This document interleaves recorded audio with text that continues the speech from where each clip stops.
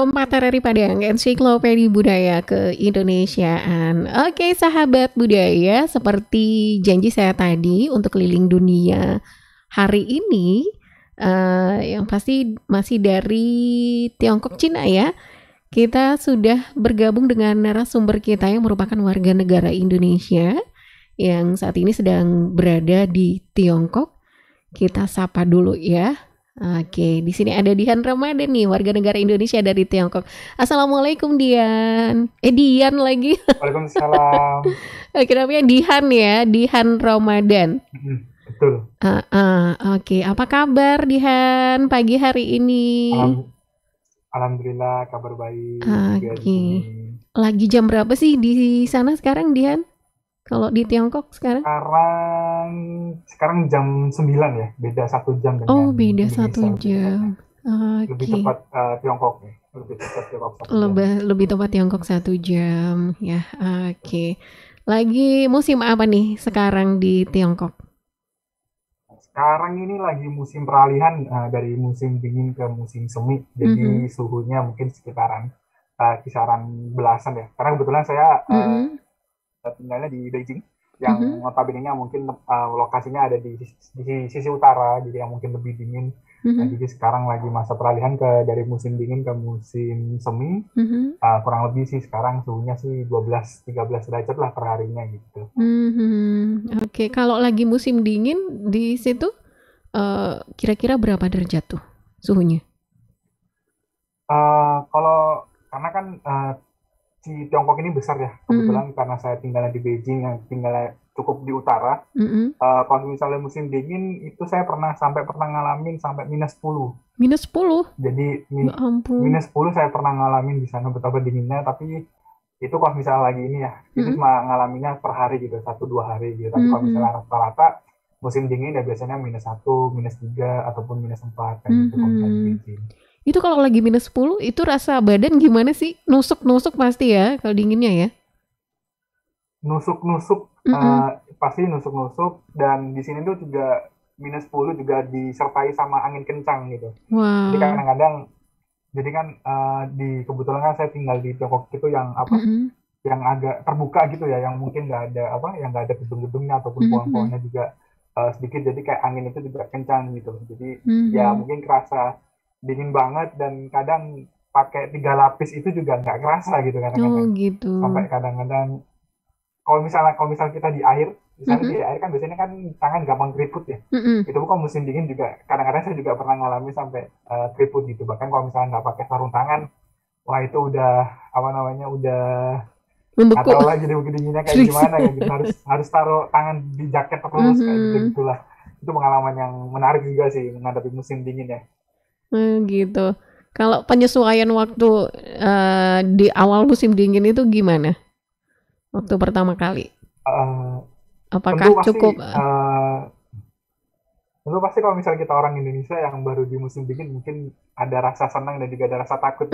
Pertama sih yang kita hadapin senangnya wah ini mungkin bisa dapet salju nih kayak gitu. Iya benar. Kita nggak dapet di Indonesia gitu. Tapi ternyata ternyata lebih mengerikan gitu. Bahkan keluar kita kan tempat tinggal saya kan juga ada balkonnya gitu kan. Aku mau keluar aja dari balkon itu udah nggak berani saking dinginnya gitu. Di dalam terus ya. Di dalam terus, dan selalu pakai heater gitu kalau misalnya penghangat di ruangan. Iya.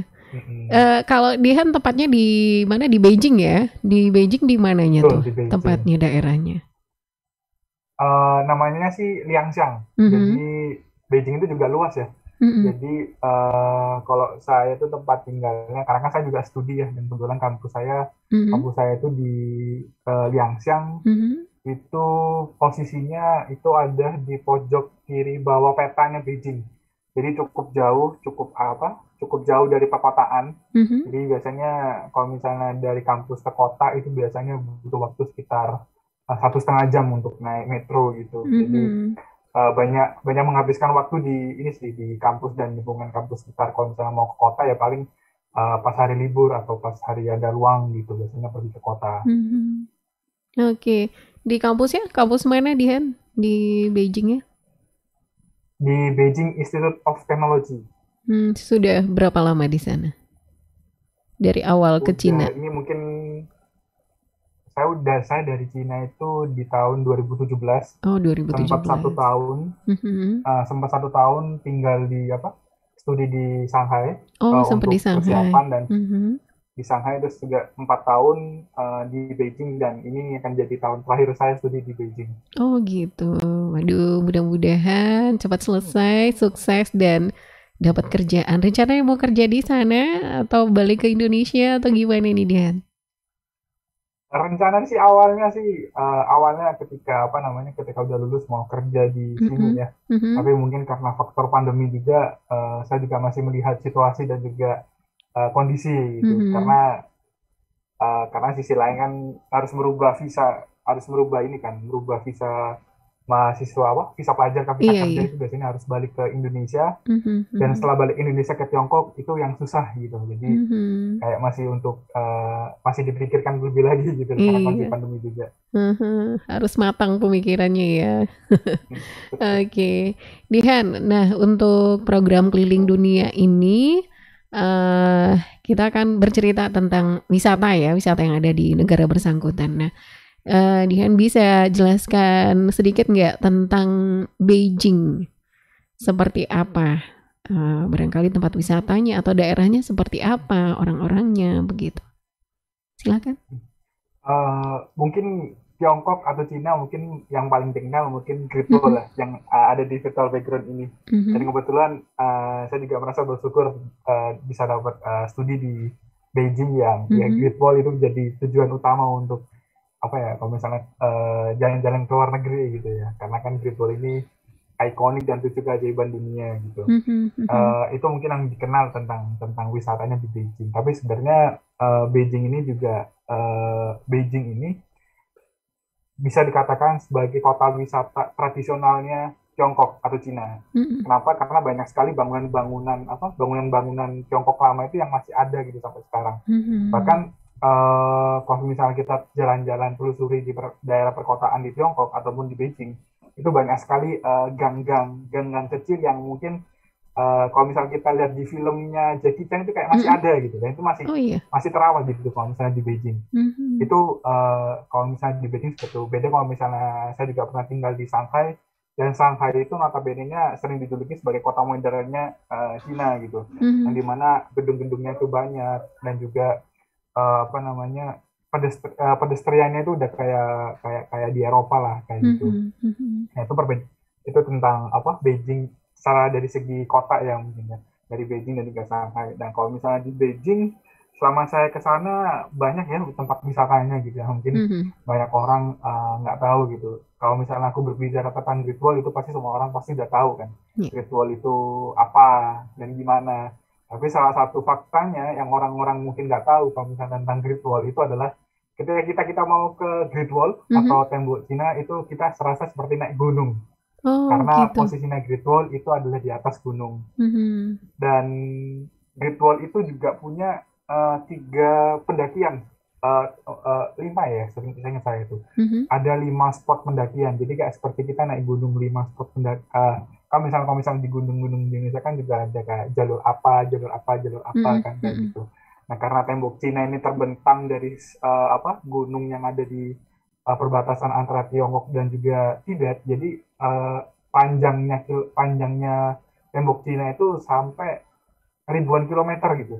Bahkan nggak ada seorang satupun di dunia ini, katanya ya, ini yang saya dengar, dan ya ini yang saya dengar gitu, katanya nggak ada orang di dunia ini yang bisa menempuh jalan dari ujung tembok Cina ke satu ujung tembok Cina lainnya, saking itu saking panjangnya. Saking panjangnya ya. Itu kalau misalnya ditempuh itu butuh berapa lama itu kalau untuk jalan gitu? Ini ya, ke atasnya dari ujung ke ujungnya itu kira-kira begitu. Dari ujung ke ujungnya, katanya sih ya, saya dengar itu ya mungkin bisa berhari-hari, mungkin sekitar 3-5 hari mungkin saya dengar itu. Karena pas di situ kan juga biasanya kalau bisa di tempat tempat-tempat wisata gitu kan juga ada kayak apa namanya batu fun fact gitu mungkin ya, mungkin mereka tulis di situ, atau mungkin karena dulu saya juga, karena jujur kan dulu saya juga pernah jadi tour guide. Oh Saya iya. juga ada pengalaman tour guide bawa orang Indonesia jalan-jalan ke apa, jalan-jalan ke tembok Cina gitu, dan juga jalan-jalan yang lain. Ya. Ya di situ saya juga tanya ke mana, ke kayak semacam agen, bukan agen ya, kayak semacam agen pengantar turis lah gitu, dari apa ke tembok Cina. Dan sebenarnya jarak tembok ke tembok Cina itu dari kota itu bisa sampai 3 jam malahan, dari kota ke Waduh. tembok Cinanya. Oh Itu pun gitu. juga kita nggak bisa langsung tempuh dengan apa namanya, dengan metro gitu. Yang mungkin kita turun metro habis itu udah tembok Cina, enggak, tapi kita harus apa? Kita Jalan kaki harus lagi. turun dulu di metro, habis itu kita naik naik bis kota, ya Oke. ngomongnya bis kota. Terus habis itu bis kota kita stop di pit stop paling ujung stasiun bis kota itu, habis itu kita naik kendaraan pribadi. Nah biasanya kendaraan pribadi ini tuh banyak agen-agen gitu, orang-orang lokal yang nawarkan, ayo kita apa, naik mobil saya nanti saya antarkan sampai ke pintu masuknya tembok Cina. Nah itu pada saat itu ya kita ngobrol-ngobrol di situ, tembok Cina kayak gini, jadi kayak naik gunung lah gitu, kita naik perbukitan dan lain sebagainya, baru sampai ke tembok Cinanya seperti itu. Habis itu sampai pintu masuk ya kita naik lagi, masih nanjak lagi, kita masih jalan lagi gitu. Dan nanjaknya itu juga kadang-kadang ya curam juga sih, kadang-kadang juga vertikalnya juga apa, naik vertikalnya juga cukup tinggi gitu. Dan tapi juga ada beberapa titik yang tadi saya sebutkan, kalau misalnya mau ke tembok Cina itu ada 5 titik kalau nggak salah. Itu ada beberapa titik itu yang apa namanya, dia menyediakan ini kereta gantung. Jadi apa namanya, kita langsung bisa naik kereta gantung sampai puncaknya apa namanya, tembok Cina itu, atau enggak kita juga bisa pilih jalan sendiri gitu, jalan apa ya, jalan kaki sendiri, tapi capek sih pasti.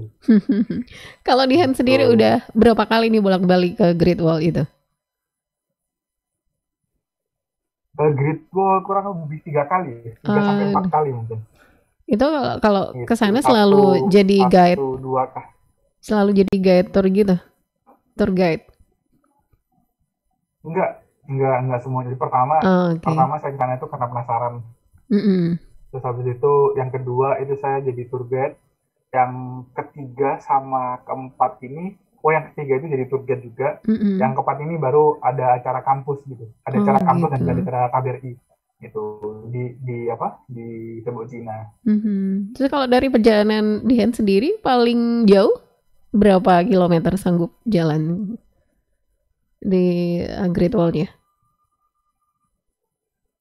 Paling jauh berapa? Gak banyak sih, paling ya itu kalau misalnya udah naik, ya mungkin satu benteng. Jadi kalau misalnya di tembok Cina itu saking panjangnya itu ada beberapa benteng gitu. Jadi gitu. apa namanya, per berapa meter gitu, atau berapa kilometer, atau per 1 kilometer kalau nggak salah, saya ingat saya itu ada benteng. Jadi itu ada yang naik atau naik turun. Dan biasanya sih orang-orang pit stopnya itu ada di benteng itu sampai kelihatan. Ya kadang-kadang juga bisa, kalau misalnya dapat spot yang baik ya bisa kita kelihatan apa namanya, kota Beijingnya gitu, atau mungkin sekitar yang ada di situnya. Oke.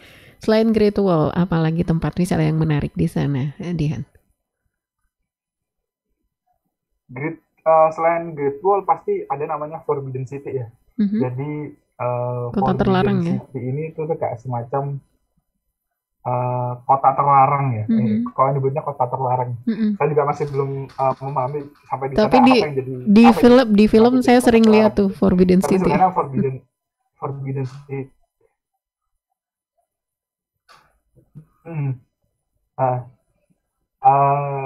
Tapi biasanya yang paling saya ikoniknya Forbidden City itu ketika ini, yang paling saya ingat itu ketika perayaan kemerdekaan.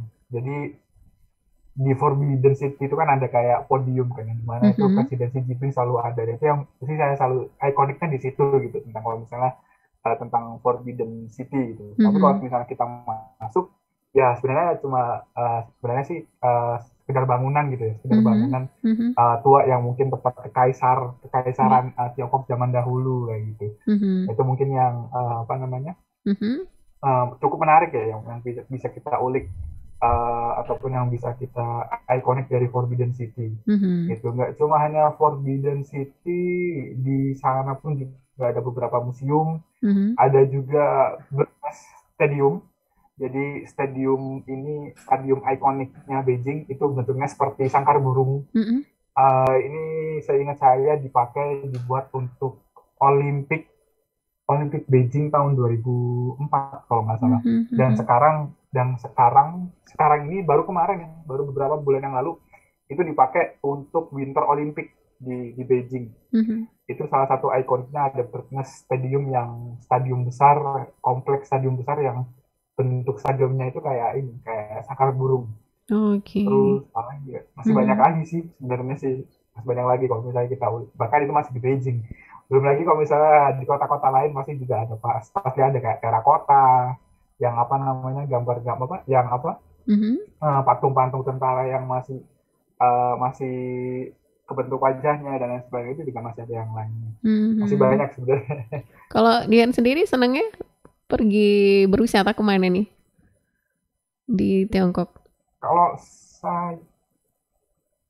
saya sih mungkin lebih senang di Beijingnya ya, karena apa ya, punya feel yang berbeda gitu. Kalau misalnya kita mengunjungi yang sesuatu tempat atau spot itu yang ikonik gitu. Beda kalau misalnya kita pergi ke sana yang itu udah modern banget gitu, itu pasti akan mudah dijumpai kan. Tapi yang ikonik atau mungkin yang paling kental tentang budayanya, saya paling suka di Beijingnya sih gitu. Dan masih banyak lagi spot-spot Beijing yang belum saya explore gitu. Seharusnya masih ada lagi yang harus di-explore lagi gitu.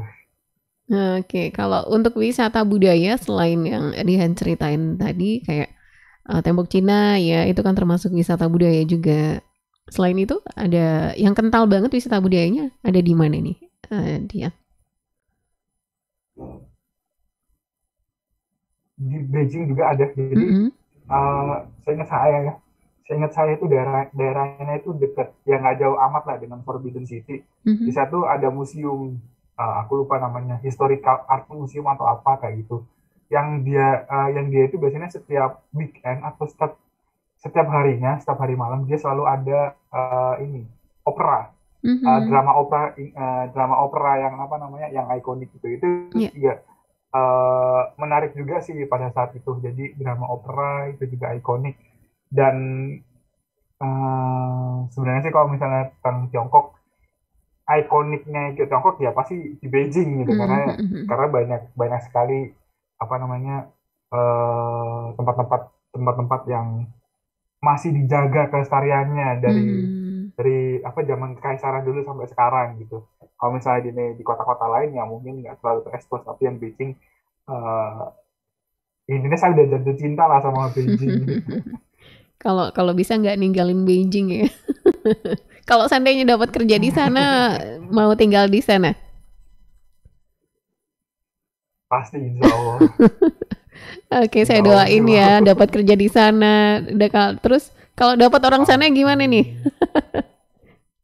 Nggak ada, saya orang Indo aja. Oh, orang Indonesia aja. Agak repot sebenarnya sih. Oke. Untuk orang Indonesia aja. Oke. Iya, Dian, kita break sebentar ya. Kita break sebentar. Setelah jeda nanti kita akan kembali lagi di ngobrol-ngobrol di keliling dunia, khusus negara Tiongkok, negara Cina ya, Tiongkok. Tetap bersama Pro 4 RRI Padang. 92,4 Pro 4 RRI Padang, Ensiklopedia Budaya Keindonesiaan.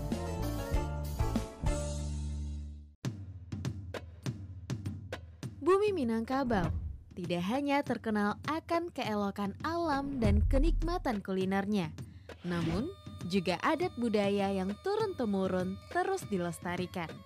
Salah satunya adalah Silek Lanyah, sebuah seni bela diri yang sudah berkembang lama di Sumatera Barat yang berasal dari Desa Wisata Kubu Gadang, Kelurahan Ekor Lubuk, Kota Padang Panjang. Pertunjukan seni ini biasanya diadakan setelah panen sawah dan di sawah yang basah atau berlumpur. Gerakan yang diperagakan dalam Silek Lanyah merupakan turunan dari gerakan silek yang ada di Minangkabau. Uniknya lagi, para pemain silek di desa wisata Kubu Gadang didominasi golongan muda. Meski mereka tidak sejago para tetua, pesona setiap gerakan yang ditunjukkan tetap pancarkan gelora.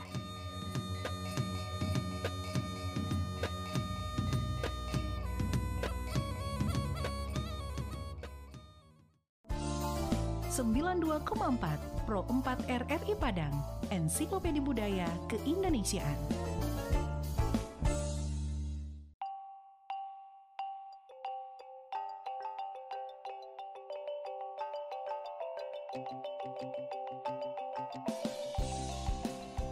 Malin Kundang, sebuah legenda yang dipercaya dulu pernah ada dan terjadi di Sumatera Barat. Malin Kundang erat sekali hubungannya dengan tradisi dan kebudayaan masyarakat di Minangkabau. Malin Kundang dan kisahnya adalah cerita yang tepat untuk memahami tentang perjuangan hidup, juga tentang bagaimana seharusnya bersikap kepada orang tua. Kita diceritakan bahwa dulu Malin Kundang, begitu dia dipanggil, seorang pemuda Minang yang tinggal dan hidup bersama ibunya. Malin sebagai laki-laki Minang pada lazimnya di masa itu, berniat untuk mendapatkan kehidupan yang lebih baik untuk dirinya dan ibunya. Malin meminta izin untuk merantau, yang sampai saat ini masih dilakukan banyak pemuda di Minangkabau. Izin merantau diperoleh, perjuangan Malin baru saja dimulai. Perjuangan yang kita tahu tidak pernah mudah. Dengan segala usaha, Malin tidak pernah menyerah. Hingga suatu saat, usahanya berbuah. Dia berhasil dengan apa yang selama ini diusahakannya. Kehidupannya pun berubah. Malin juga menjadi orang yang sangat berbeda. Dia lupa dengan niat awalnya, membuat hidupnya dan ibunya lebih baik dari sebelumnya. Tetapi Malin hari ini adalah Malin yang sudah lupa dengan ibunya. Bahkan sampai ia bertemu dengan ibunya, Malin tetap tidak mau mengakui bahwa wanita itu adalah ibunya. Hingga kita tahu ujungnya, seorang ibu yang sudah sakit hati dan seorang anak yang sudah keras hatinya menjadi pelajaran bagi kita semua. Malin Kundang dikutuk menjadi batu, dihancurkan oleh apa yang selama ini diperjuangkan. Begitulah Malin Kundang, jejaknya masih bisa ditemui hari ini. Jika berkunjung ke pantai air manis di Kota Padang, kita akan menemui batu berbentuk manusia yang dipercaya sebagai Malin yang dikutuk. Entah benar atau tidak keberadaannya, beberapa hal dari cerita Malin Kundang bisa kita ambil sebagai pelajaran.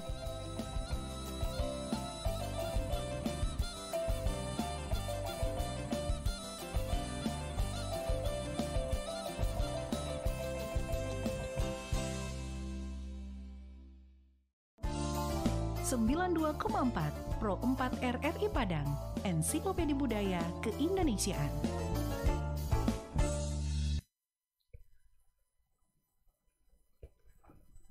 Pro 4 RRI Padang, Ensiklopedia Budaya Keindonesiaan. Ya, sahabat budaya, kita masih di program Keliling Dunia dan masih jalan-jalan ke Cina, Tiongkok ya, bersama narasumber kita Dihan Ramadan yang merupakan warga negara Indonesia yang berada di Tiongkok. Ini masih masih studi di sana ya. Oke, halo Dihan. Masih semangat ya? Halo. Oke. Masih dong. Siap. Dihan, kalau tadi sudah berbicara tentang tempat-tempat wisata yang ada di Tiongkok atau di Beijing ya.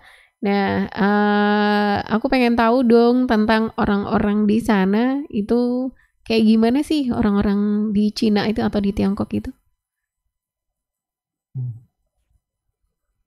Mungkin kalau misalnya kita tahu sih, ya Tiongkok maju mungkin karena ini, karena masyarakat dan orang-orangnya. Yeah. Yang paling diingat yaitu pasti orang-orang di sana ulet. Uletannya dia itu juga ulet, bisa disiplin.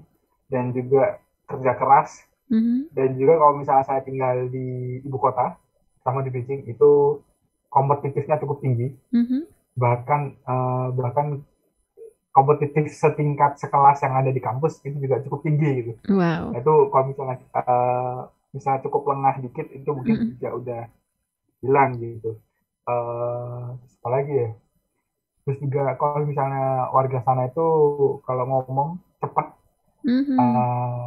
maksudnya cepat itu dalam artian sebenarnya kan banyak orang yang mengira orang Tiongkok itu atau orang Cina itu ngomongnya sambil marah-marah gitu. Oh gitu. Tapi ternyata enggak. Oh gitu. Ternyata kalau misalnya kita yang tahu bahasa Mandarin atau bahasa Cina itu biasanya ya itu memang nadanya mereka seperti kayak gitu. Nadanya mereka tinggi dan juga cepat. Jadi kayak kita kesannya orang Indonesia yang mungkin agak lemah lembut, dikiranya marah-marah, padahal juga marah-marah juga. Kalau di Indonesia itu dari daerah Batak ya, kayaknya ya, yang kayak gitu ya. Ya mungkin. Gitu. Tapi ramah-ramah ya orang di sana ya. Ramah. Bahkan kalau semisal ya humanisnya itu tinggi gitu. Bahkan kita ambil contoh ya, kalau misalnya dalam kehidupan sehari-hari atau mungkin ketika kita naik metro, itu orang sana udah tahu kalau misalnya kursi yang dibuat, kan sebenarnya kalau misalnya kita naik metro kan selalu ada spot kursi buat orang hamil atau mungkin orang tua kan kayak gitu. Itu pasti biasanya hampir kalau misalnya kita naik metro, kalau misalnya nggak rame itu pasti kursi itu pasti kosong gitu. Itu salah satu buktinya. Dan kalau misalnya kedua, mereka juga kalau misalnya ada orang lebih membutuhkan, biasanya mereka akan mengalah gitu. Gitu. Ini kamu lebih duduk kayak gitu. Jadi humanisnya itu mungkin itu salah satu yang mungkin nilai positifnya ya gitu. Dan juga kalau misalnya kita naik etika, mungkin eskalator, kita naik eskalator itu kan biasanya kalau misalnya di Indonesia kan nggak ada aturannya ya, bebas kanan kiri. Tapi sebenarnya di eskalator itu kita harus ada di sebelah kanan. Sisi sebelah kanan. Kenapa harus di kiri itu kosong? Kenapa? Karena di bawah sisi kiri itu. Karena sisi kiri itu dibuat orang yang buru-buru. Oh gitu. Kan kalau misalnya kita naik eskalator kan hanya 2 sisi kan? Iya. Hanya 2 sisi kan, antara kanan dan kiri kan. Cukup untuk satu eskalator kan buat 2 orang. Nah itu kalau misalnya kita mau naik eskalator, itu biasanya kita harus biasakan untuk berdiri di sisi yang kanan. Biar yang di sisi kiri itu dibuat orang-orang yang buru-buru untuk yang ngasih jalan lah kayak gitu. Dan saya juga pernah ngalaminya dan itu berguna banget gitu. Ada saat itu ya ketika saya mau kalau nggak salah saya mau ngejar metro ya, ngejar metro itu kan harus naik turun ya. Karena kan kalau misalnya metro kan di bawah tanah, jadi itu kebetulan transit, dan kalau misalnya transit itu berarti naik, nggak bisa turun lagi. Nah saya tuh ngejar. Nah pas ngejar itu, ya itu saya lewat jalur yang kiri itu udah kosong, nggak ada orang sama sekali. Ketika ada orang yang buru-buru, dia tinggal laju melesat gitu.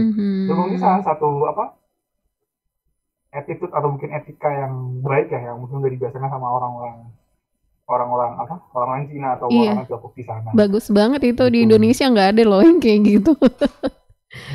Di itu kalau naik eskalator ya emang terbiasa gitu. Iya benar. Dan kalaupun ada aturan kayak gitu, aku nggak yakin bakal ditaatin. Tapi mereka itu mentaati aturannya sampai sekarang ya. Mentaati dimanapun, di kota manapun, dimanapun di kota hebat manapun. Banget ya. Kita pasti juga nemuin gitu. Kalau misalnya di bandara itu juga sama juga kayak gitu. Dan sebenarnya yang nggak ada ini juga, nggak ada ya kesadaran diri ya mungkin ya. Karena nggak ada orang juga yang ini kamu harus sebelah kanan. Nggak. Kalau misalnya di Indonesia mungkin ya masih ada lah orang-orang kayak gitu. Kamu harus sebelah kanan. Yang dibilangin ini urusanku, kenapa urusanmu? Iya, ada tuh. Selalu ada orang yang kayak gitu di Indonesia. Kesadaran diri sendirinya. Betul. Oke. Ceritain tentang kulinernya dong, Dihan, di sana seperti apa? Menarik. Sebenarnya sih kehidupan mahasiswa itu saya banyak masaknya. Sebenarnya banyak masaknya, tapi kalau misalnya tentang kuliner sebenarnya ini juga berbicara tentang halal haram juga sih. Nah, betul. Karena juga di sana kan juga, kebetulan saya juga Muslim gitu ya. Iya, betul. Tinggal di negeri minoritas itu juga jadi tantangan. Dan saya tadi mungkin yang sebelum break tadi saya jatuh cinta ke Beijing. Karena ada satu lagi yang bikin saya jatuh cinta. Karena di Beijing itu ada satu kampung yang mayoritas adalah Muslim. Oh iya, di mana tuh? Yang tepatnya? Namanya kalau misalnya namanya tuh, aduh aku lupa. Aku ingat nama masjidnya doang. Nama masjidnya itu namanya Masjid New Jie. Pasti Dihan pengen banget tinggal di sana ya. Mungkin kalau misalnya tinggal daerah lingkungan situ mungkin bisa mungkin ya, boleh ya. Iya, gitu. Nyaman soalnya pastinya.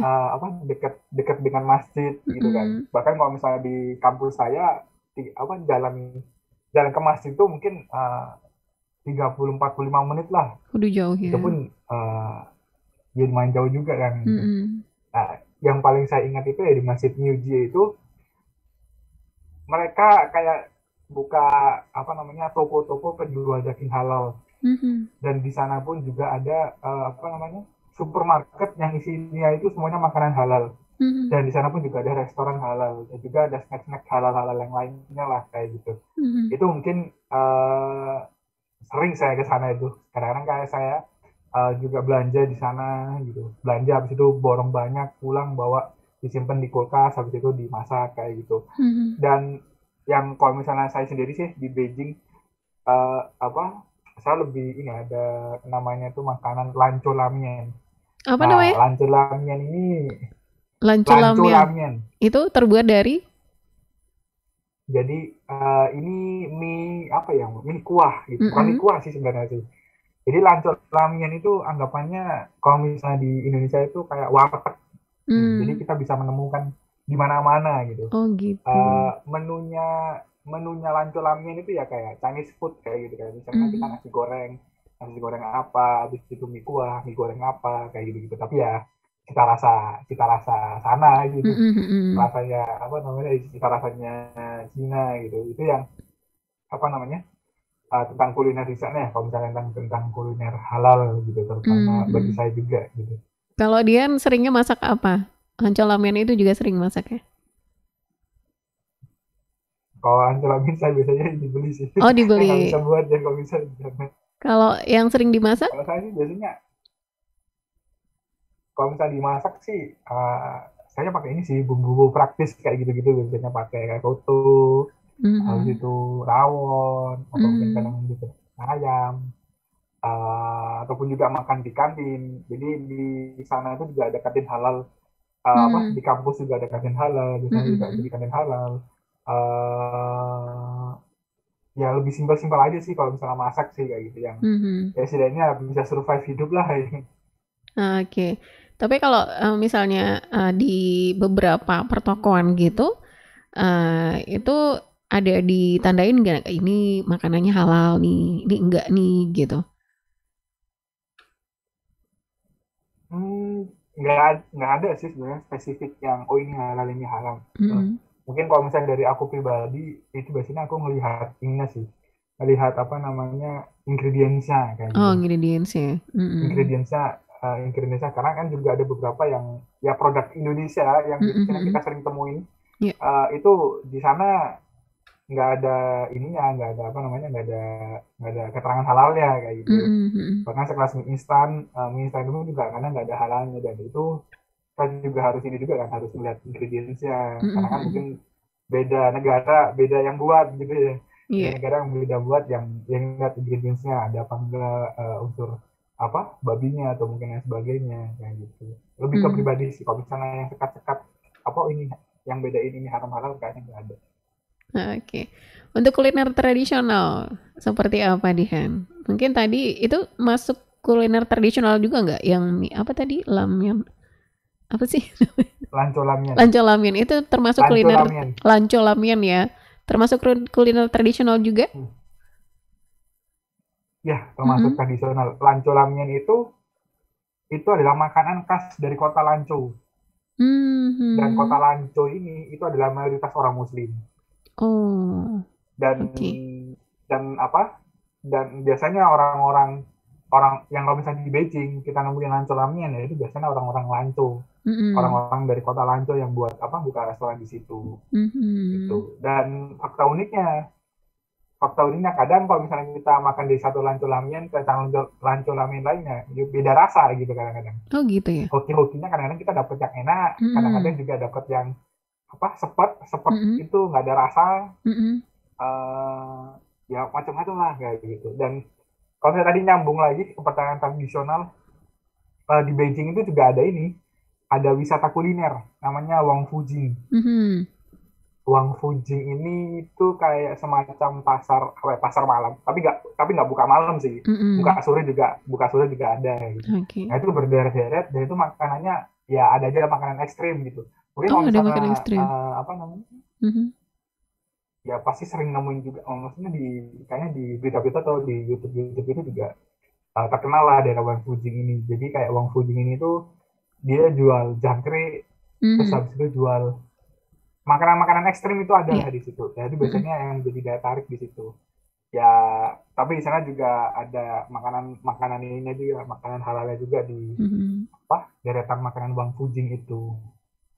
Yang jadi ikonik kuliner itu biasanya orang-orang pasti akan lari ke Wang Fujing sih ya. Kayak pasar malam. Tapi dia nggak pernah nyobain makanan ekstrim kan? Enggak berani. Iya, haram juga gitu ya.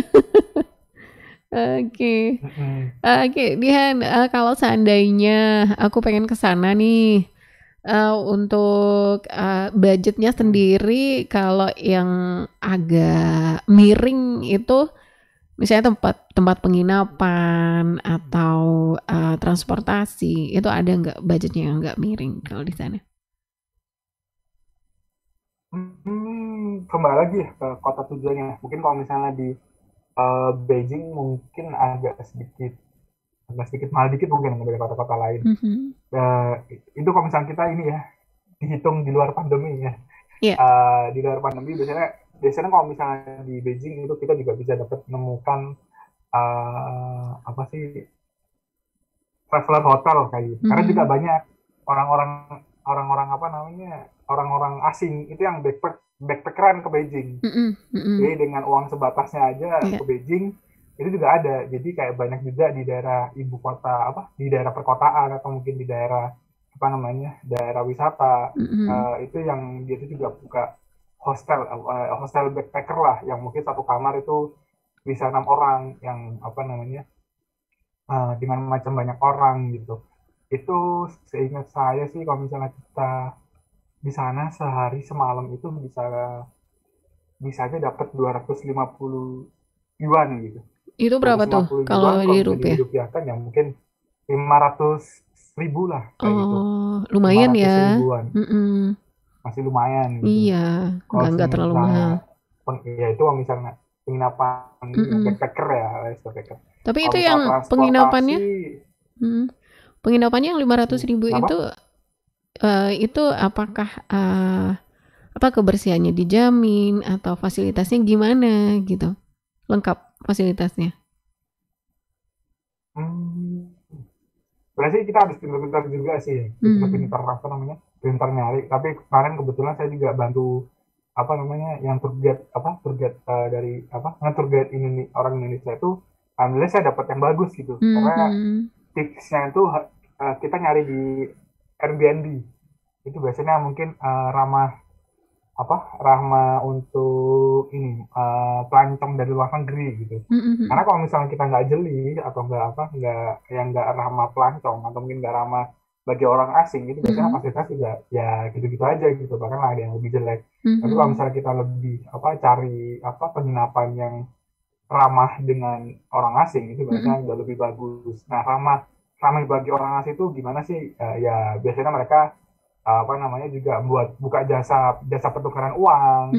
Habis itu mereka juga menyediakan juga airport pick up atau mungkin ya lain sebagainya lah, yang mungkin yang dibutuhkan bagi orang-orang yang ke luar negeri. Dan fasilitasnya sebenarnya sih ya seadanya, mungkin mungkin cuma kasur, terus juga kamar mandinya di luar kayak gitu. Kalau misalnya hotel pasti lebih mahal lagi. Iya, benar. Karena kalau misalnya ya mau backpackeran atau yang murah-murah yang seperti itu juga biasanya juga ada yang kamar private 1-2 orang gitu juga bisa. Oh gitu, sesuai pengeluarannya, sesuai budget lah ya. Oke, Dian terakhir nih. Aku pengen dengerin Dian ngomong bahasa Cina dong. Biar denger sama pendengar kita nih. Silakan ngomong apa aja, aku juga ngerti nih.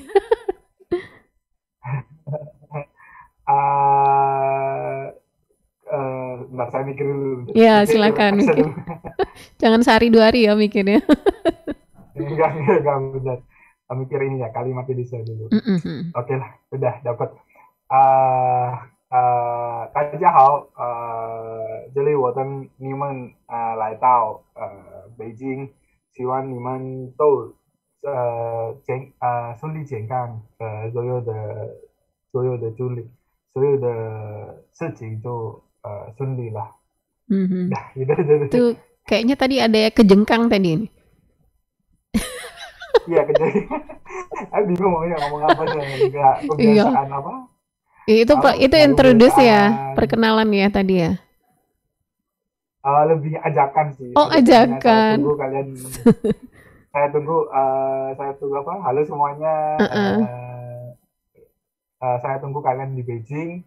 Ya, artinya saya tunggu kalian di Beijing. Semoga kalian dalam keadaan sehat dan setiap urusannya berjalan dengan lancar dan baik. Gitu. Oke, amin. Oke, Dian, terima kasih banyak waktunya di Keliling Dunia Perempat RRI Padang untuk kesempatan pagi hari ini. Mudah-mudahan Dian sehat terus di Tiongkok ya, dan cepat menamatkan pendidikannya di sana. Mudah-mudahan juga bisa kerja di sana dan bisa tinggal di lingkungan yang nyaman juga tadi seperti yang diinginkan ya. Di tempat orang-orang muslim di sana ada di situ. Mudah-mudahan yang pasti sukses. Oke, terima kasih Dian. Oke. Sama-sama. Iya. Pendengar dimanapun Anda berada, sahabat budaya, demikian tadi wawancara kita atau obrolan kita di Keliling Dunia ya bersama Dian Ramadan yang merupakan warga Indonesia yang berada di Cina, Tiongkok. Ya, minggu depan kita akan kembali lagi di program Keliling Dunia dari negara mana lagi? Nah, tungguin aja ya. Terima kasih atas kebersamaannya. Selamat pagi. Assalamualaikum warahmatullahi wabarakatuh.